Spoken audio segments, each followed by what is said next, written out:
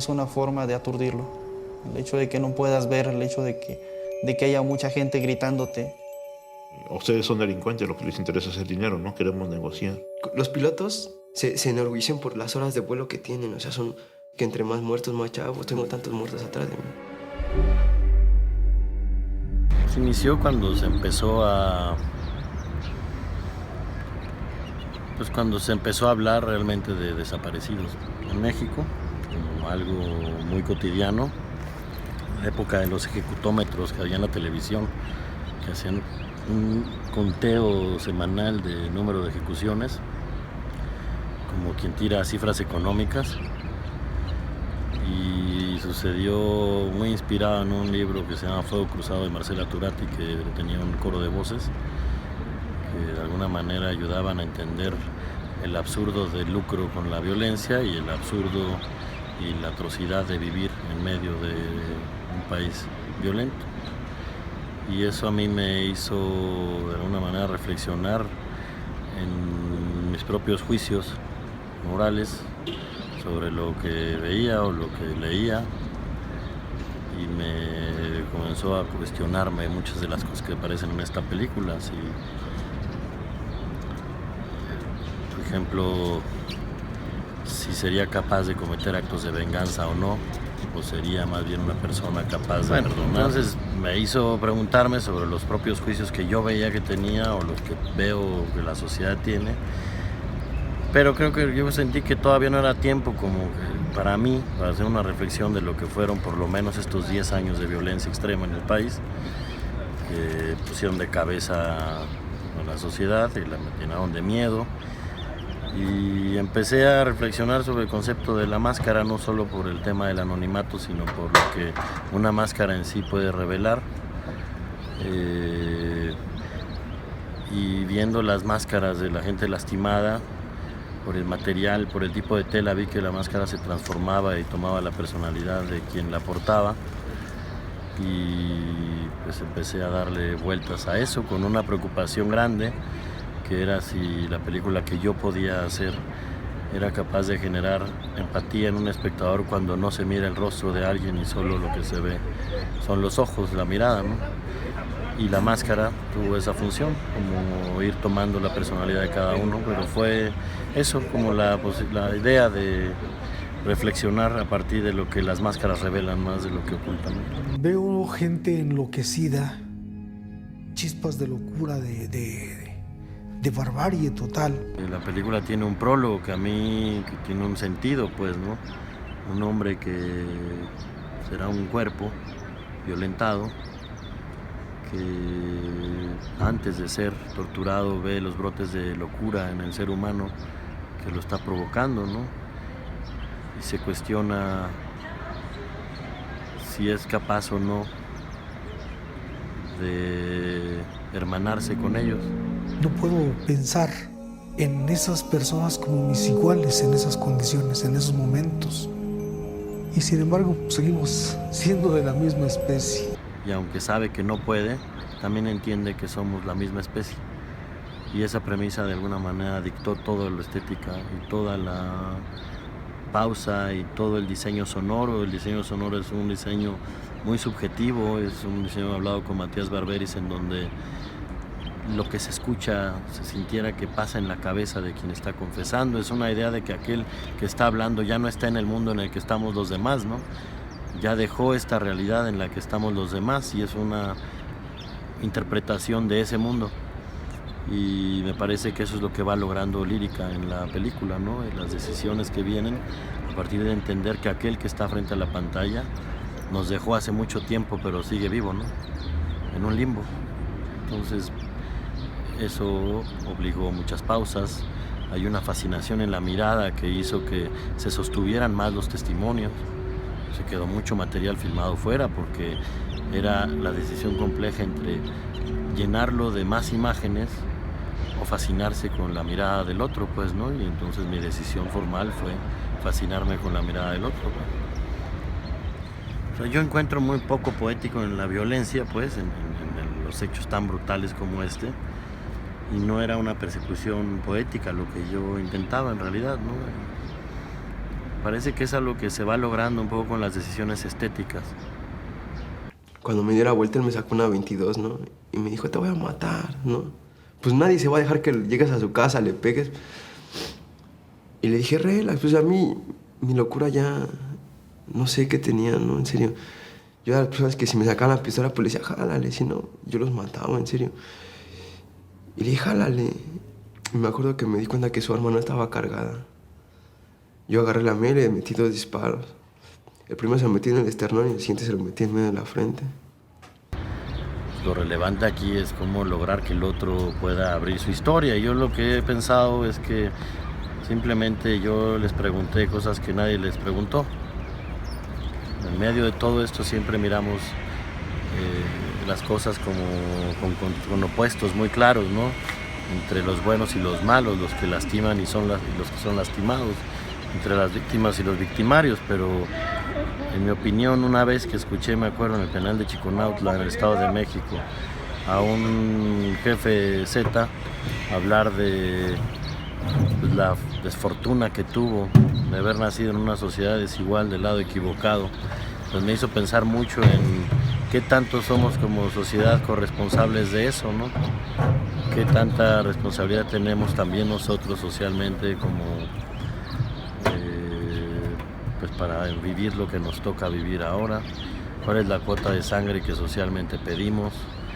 Y bueno, los medios ayudan, el modelo económico contribuye muchísimo, las aspiraciones modernas contribuyen muchísimo, y quise hacer una película en donde se diluyera en algún momento la frontera entre lo que es ser víctima y lo que es ser un victimario.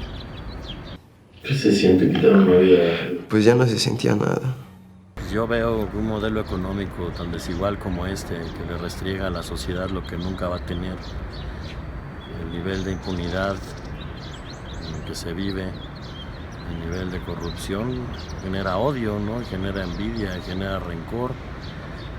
Y por otro lado, hay una frase que para mí es contundente en esta película, que es cuando un joven sicario recibe un Audi A3 por haber asesinado a su primer ser humano, ¿no? Ese Audi A3 para mí condensa mucho de lo que pasa en este país, la persecución por eso. Y no hay vida que valga para quien solo persigue eso, ¿no? Eso está en la empresa, está en el sistema de salud, está en las farmacéuticas, está en, pues sí, está en toda la ruptura moral que tenemos como sociedad, pues, ¿no? Eso es lo que debería cambiar, la idea de acumular, de tener, la idea de vivir en sociedades tan desiguales, que lo único que generan es odio, y es la parte de responsabilidad que tenemos también todos. Nosotros generamos los propios monstruos que tenemos en este país, ¿no? Nos hemos convertido en una sociedad como indolente, que tiene un umbral muy alto frente a la indignación. Necesitamos escenas muy brutales para indignarnos, ¿no? Bueno, nos acaba de suceder el asesinato de 3 niños en San Miguel de Allende, ¿no? En manos de la policía. Un padre de familia acusado por la propia policía de ser el asesino, y es una noticia que ya se diluye. Eso hubiera escandalizado a Bélgica, hubiera parado de manos a Finlandia, hubiera parado a sociedades más justas, mucho más equilibradas, ¿no? Pero en México simplemente pasó como una nota más, ¿no? Y estamos hablando de la vida de 3 niños que tenían futuro. Y también estamos acostumbrados a vivir bajo el cobijo de un estado criminal.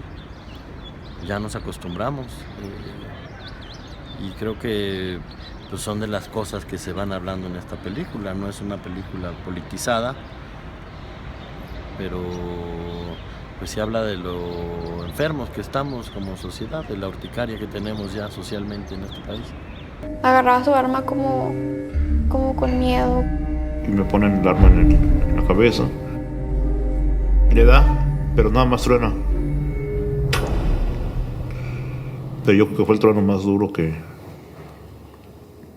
O sea, tener de frente a la idea del mal, pues claro que sacude, pues, ¿no? Ahora, por otro lado, creo que pues entré sin muchos juicios.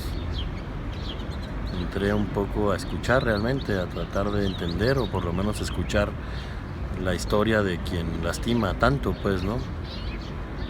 En un propio proceso de vida, tratar de entender por qué se es capaz de hacer tanto daño, qué sucede en la mente de alguien para lastimar tanto y cómo es visto por aquellos a quienes lastimó. Entonces, pues creo que eso ayudó a que la gente sintiera por lo menos confianza para hablar conmigo, ¿no?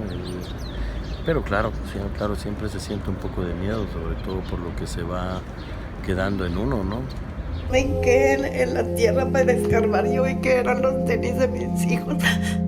Sus ojos como que están en el lugar, pero a la misma vez no están. Mi preocupación era esa, si el rostro no se ve, cómo generar empatía con quien lo está viendo, ¿no? Y entonces decidí usar un juego de espejos para que quien hablara siempre mirara franco al espectador que lo está mirando. Y entonces se generó un juego de espejos interesante entre ellos y yo como primer espectador de esta película, ¿no? O de esta historia o de este testimonio. Y creo que la elección del material de la máscara, la elección de ese diseño que va llenándose de fluidos, ¿no? Que va cambiando, que va mutando, le da personalidad propia a cada uno de los que la portan. Y creo que la sensación de que quien está hablando te habla francamente a ti ayudó a que pues, se corrobore que la empatía casi siempre está en la mirada. Por eso el tiro de gracia es en la nuca, para que quien lo va a ejecutar no se arrepienta jamás. Esta película lo que hace es mirarte de frente, mirar de frente a todo aquel que se siente en una butaca o en su casa o donde sea a verla. Con María José Seco, la fotógrafa, que trabajó con atmósferas muy bajas, muy tenues, pero finalmente de lo que se participa es de un requiem, ¿no? Y generó una atmósfera pues muy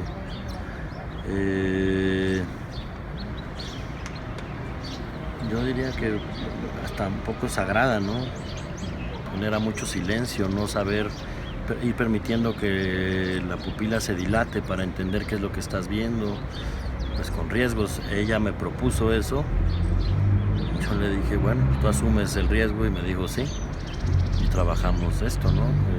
Pues fue la propuesta fotográfica de María José, y me parece que acertó, porque se hace algo solemne. Finalmente estamos espectadores de algo que debe verse como algo solemne, que es el dolor ajeno, el miedo ajeno y ser capaces de tener compasión por lo ajeno.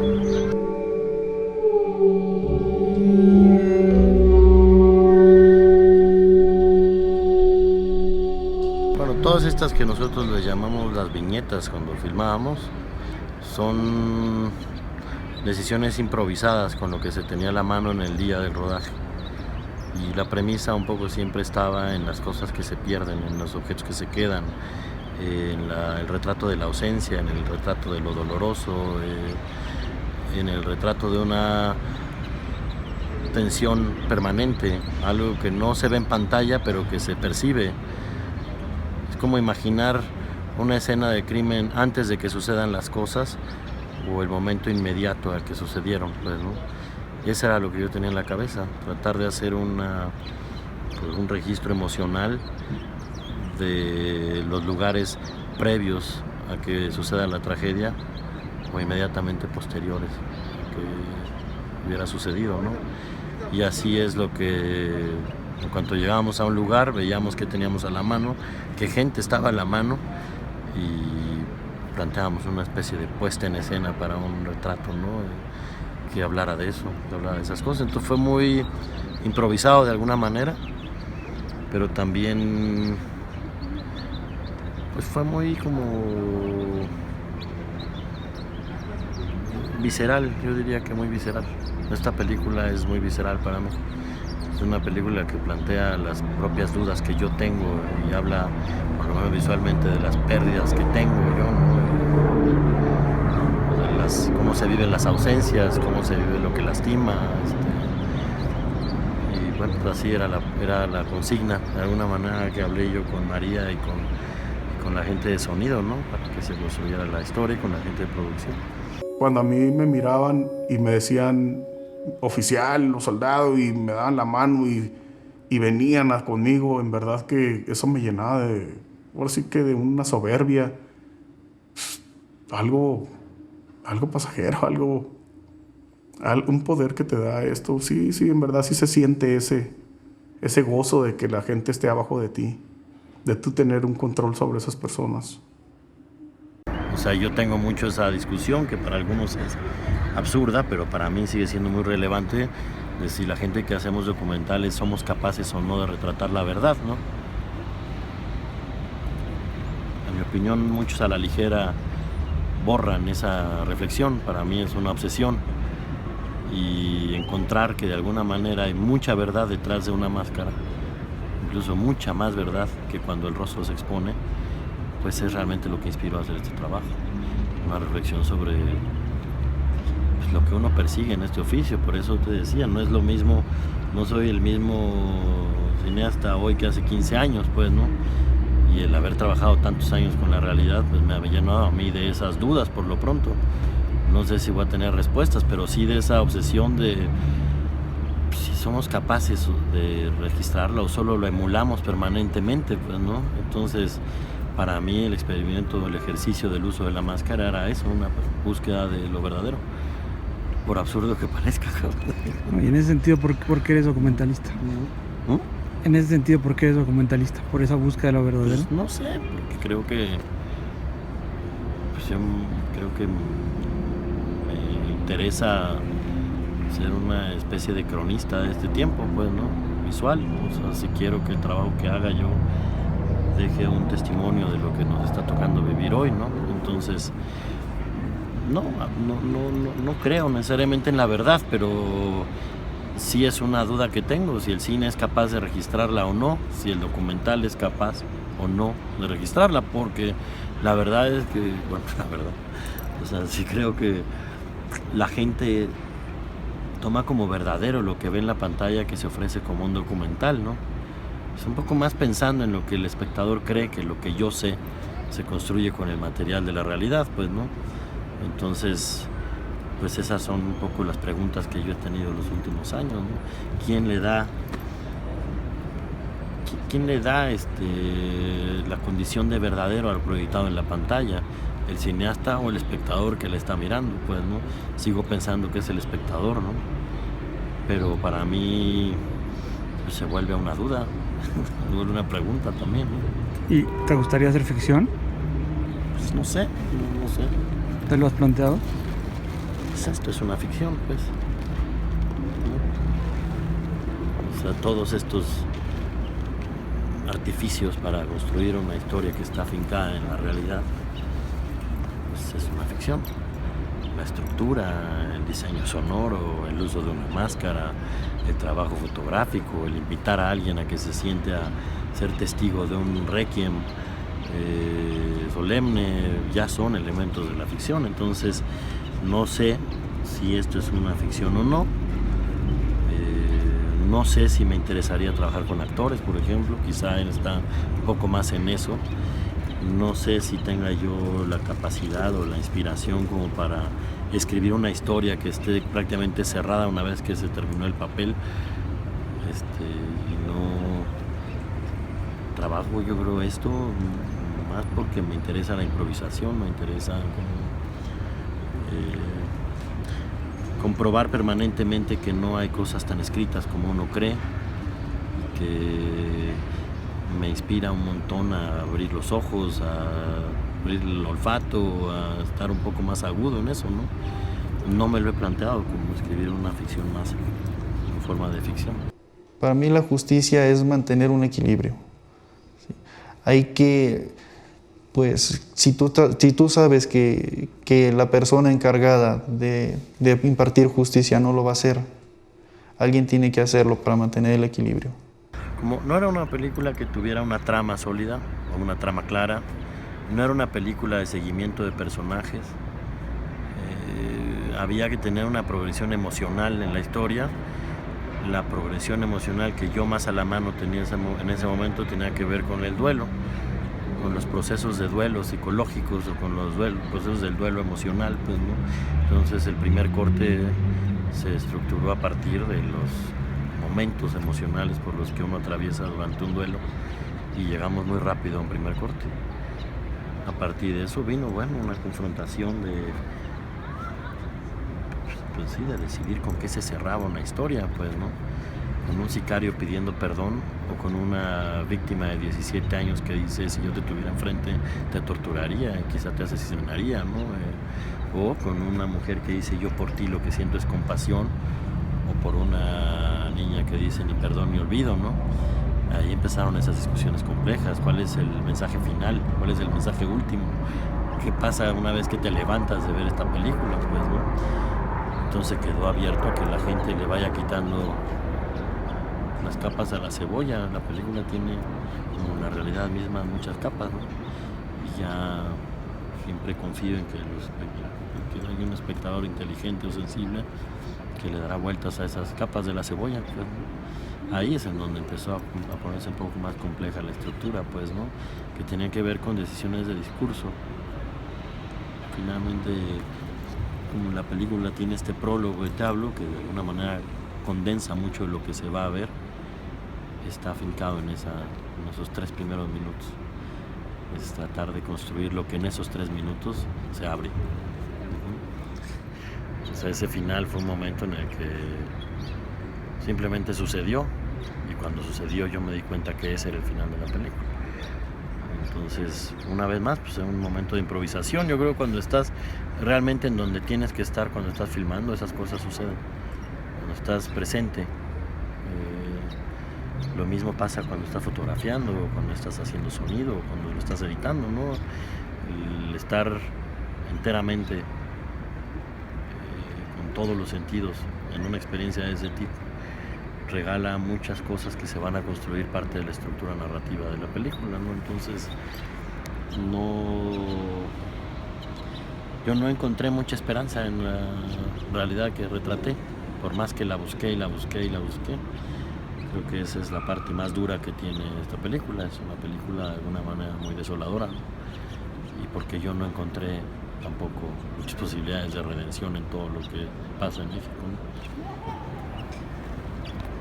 La libertad del diablo es el título. ¿Y dónde está Dios? ¿Está ausente? Pues yo veo como que sí, ¿no? No sé. Lo que sí veo es que hay demasiada maldad, pues, ¿no? Es un ensayo sobre el mal, una película, es un ensayo sobre la maldad. Todos podemos llegar a ese umbral, ¿no?